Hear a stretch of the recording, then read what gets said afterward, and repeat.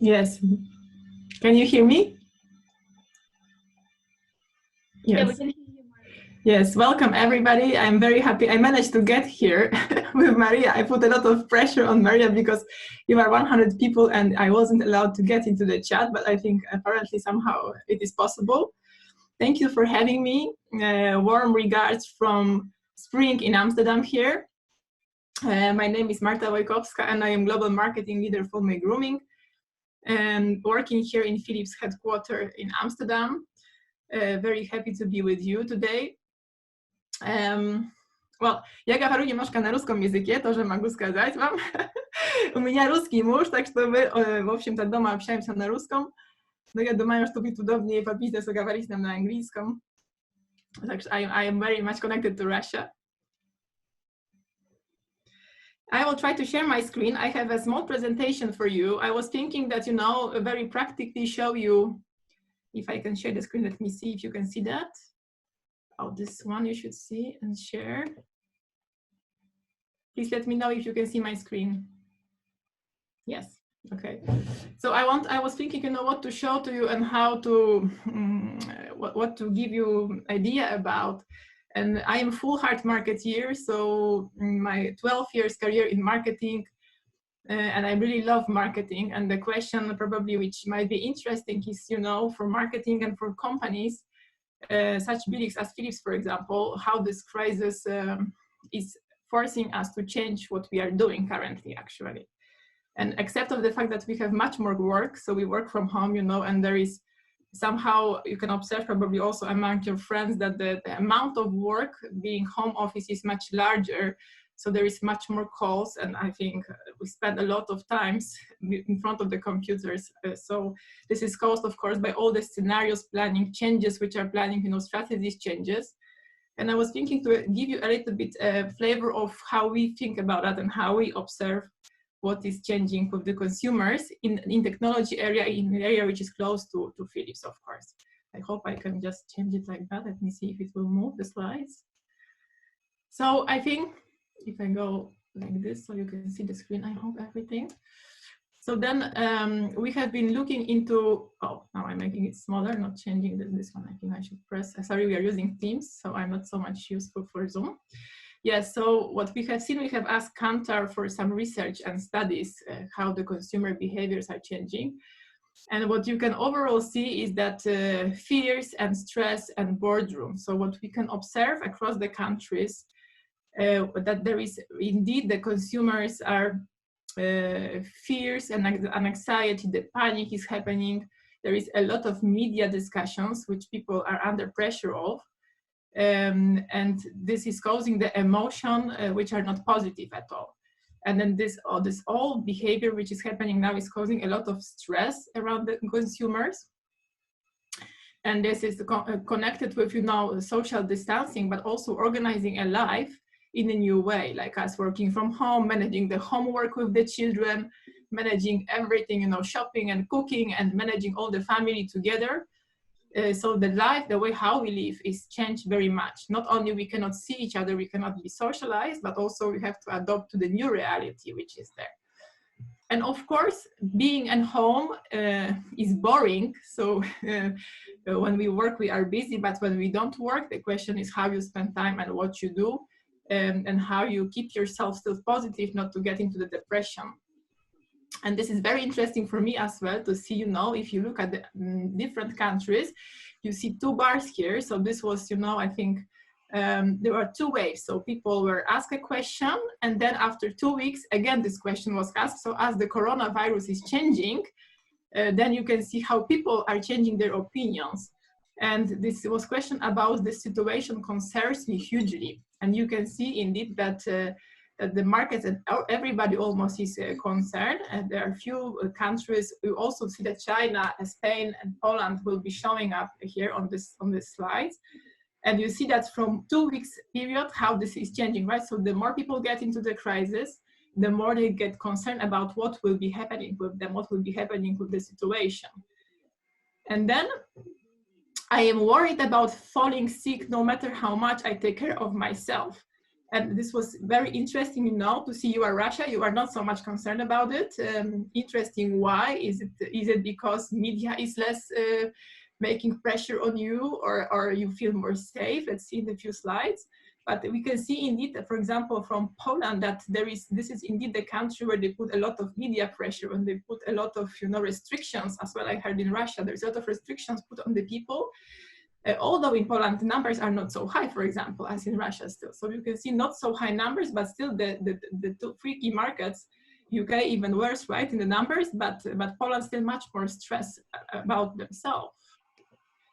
And this situation demands us to be even more proactive about financial planning. So the situation has impact on the financial behavior and how people think about, okay, how will I spend my money? On what should I spend my money? And you can see, I think this is a little bit my also conclusion, that with the countries like Netherlands or Germany, I hope you are aware that the government support the business here. So for example, if hairdresser is not working or restaurant is closed, the government, or school is closed, the government pays substitutes to those businesses. So they are supported with the money. It's not so much pressure on them. But in countries like Poland, for example, I don't know how is the situation in Russia, there is no support from the government, or very limited one. So actually the small business, the medium business, and people who have to stop working, they are starting to worry about how the financial planning, how financial situation will look like. Where should we spend money on? And I think another one is like, what is the household impact, right? And you see that the household with income already impacted can be found in China and in the US, but the impact now in the future is highest in Spain, Italy, and Poland. More than 75% expect an impact on income. So the financial situation, we will probably observe more of that. That the future and how my financial situation will be looking like, of course, is a big question mark. And then I believe the economy will recover quickly once coronavirus situation has died down. You can see that in the markets who are on this curve of getting out of the crisis, so China, for example, Korea, a little bit there is better hope. So the people see green light, and then they feel that the economy is moving because the shops start to open, people start to getting back slowly to the normal life. But in the countries which we are in Europe, you can see that for now we are in the middle of the crisis, or in the middle of the end of the crisis, and there is not so much hope for us yet. And we are very much worried about that. And what is happening with the behaviors of the consumers? You can see they try to eat healthier, which is very nice. We also observe it in the consumer goods they try to buy. So they are spending time, of course, at home. And this is where they have time to practice, to take care more about what they put to cooking, right? What kind of products they have, how much time they can spend on that. Of course, they have more time now. So you can see especially that people try to eat healthier during this time. And if you look at that also, their mental health and sleeping habits are becoming critical for the people. We observe that mental health around the world is an issue, right? But what are you doing to manage your mental health? People start to sleep more. There is not the same awareness across the markets how much sleep is important for our immune system, for our mental health and physical health. In the countries, you know, and like Netherlands maybe, or more Western Europe, this is obvious, but for some countries it is not. But we see that people now start to really think about the sleep, and they spend enough time or better try to sleep. Of course, this is increasing also immune system, as we know. And here I wanted to show you just, you know, some patterns in the certain segments of the market, which you can see. That health and convenience, you can see food preparation market, you can see that indeed this is offline sales. Probably there will be a discussion about that later. It's very difficult situation now, so most offline stores are closed, of course. So what you can see that consumer shifts to digital purchases, of course. And then in the categories like, you know, like food preparation, dental hair for us, coffee makers, this market is really starting to grow. So some of the categories are declining, But of course, you know, people buy toothbrushes and people want to have a coffee at home because they don't go to cafeterias anymore. So we see, you know, some increases with online sales in these categories. And then maybe going a little bit deeper here, you can see the steps, like, you know, food preparation, 25% going up immediately, right? Clippers, people don't go to hairdressers, so they do cut at home their hair and they think about how to do this. So we see this markets booming, as well as toothbrushing, head brushing. So all of these situations where we are now forced to do more things at home, maybe which we didn't do before. And this has, of course, the impact, you know, on the, okay, so what we do now about that, we see some categories growing in demand, some categories declining in demand. How do the brands react? So I think, I'm sure we are not the only brand which is thinking about that, but the world has changed, and this is a make or break moment for Philips, for any company now. You can survive or you can get lost, and then how you think about that. I'm not sure if you are aware, but also Philips company has second part of B2B business, which is healthcare. And this is the company, this is where we have these respiratory devices which are supplied to hospitals, which helps people to breathe in this crisis. So there is a huge demand on that part of the portfolio, and also a huge role the brand is playing currently in the system.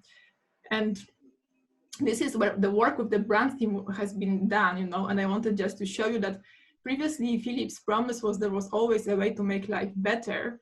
And this is how we see that during this unprecedented crisis, Philips makes life better by acting like strong partners, using its pioneering technology to improve people's lives. And then now is our moment. So together we can make a difference. Together we can make life better. You see that the positioning of the company now is being rechecked, revised, and you try to quickly adjust to how you want to position yourself in the current situation. And I don't have so much time. I didn't want to go into deep, but I just want to show you that this was the strategic brand work done here. So there was a change from there is always a way to make life better to together we can make a life better. We have a mission where we have to face it together. And we have come with the proposal to change the communication to let's make a home a better place to be. And we see that you can make a home better place to be because you have to take care of yourself, right? So you have to cut your hair and you have to wash your teeth and you have to make a healthy cooking. And you have to take care of your family as your home. There is a lot to do about that.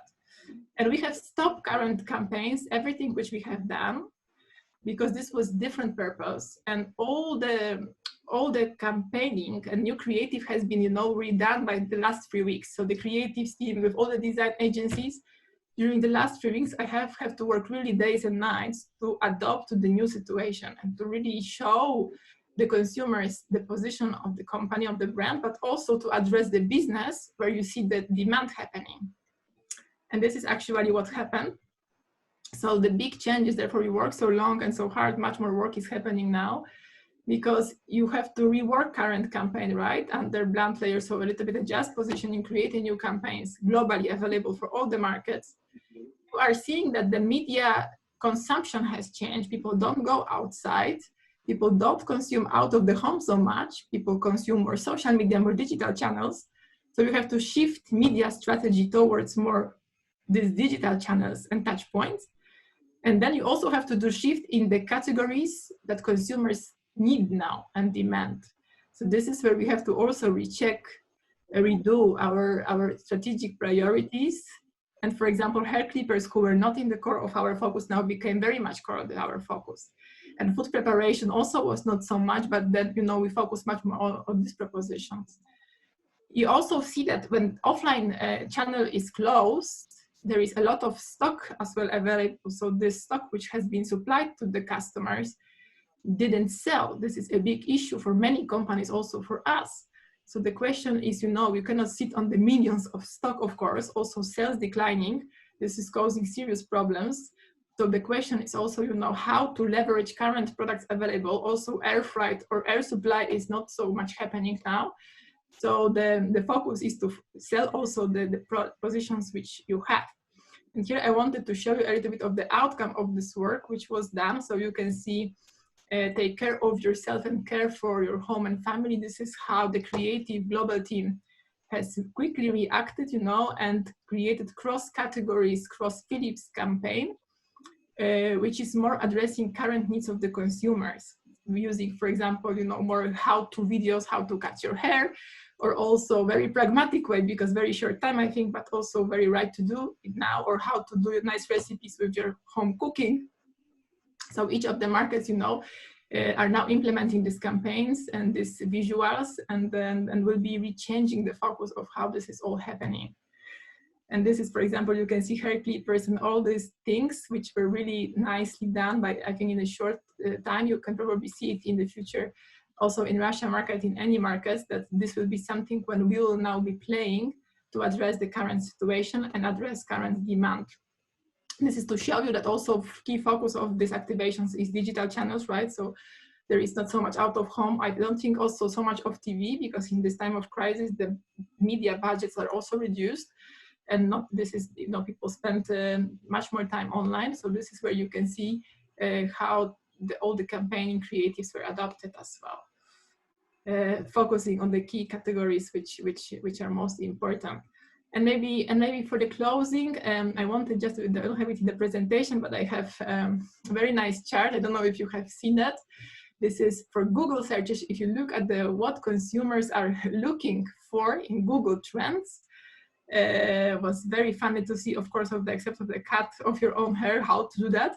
But I think, you know, toilet paper delivery, but the very nice one is how to make a beer at home, for example. So there is really new questions coming in the Google, and consumers are constantly looking at how to keep kids busy, for example, right? So you know, we all have to sit with the kids and help them how to work out home. So I think this is very interesting to see. And I think with this, thank you very much. I hope it was interesting for you to see how the current behaviors are changing and how the companies are reacting very quickly in this time to stay positive, but also to address current situation. Marie, over to you.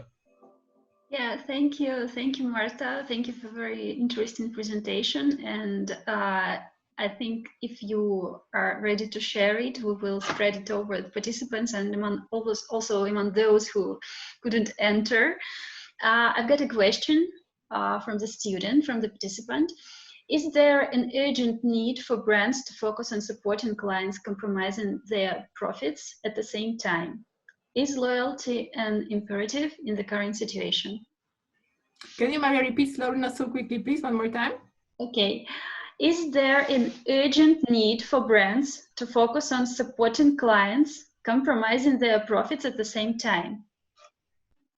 Yeah, so I think compromising profit, it is a good question. I think in this B2B business, in the healthcare business, I think when you see the demand for these respirators and for all the medical devices is very high, I think indeed, I'm not sure about the details, but profit is not the key one right now to look at. So I think for the B2B sector, the demand to be able to supply the demand, and you see that many countries is in the need. So I think there is, of course, compromises on that, but I don't see the numbers, so I cannot tell that.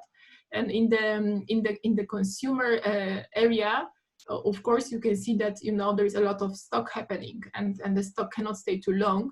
So I wouldn't say there is a big compromise on that, but for sure, the people and the business has to do some adjustments to be able to push the propositions which are not in demand right now, right? So they are lying on the stock. So I think yes, but to which extent, I think it differs per segment, per category.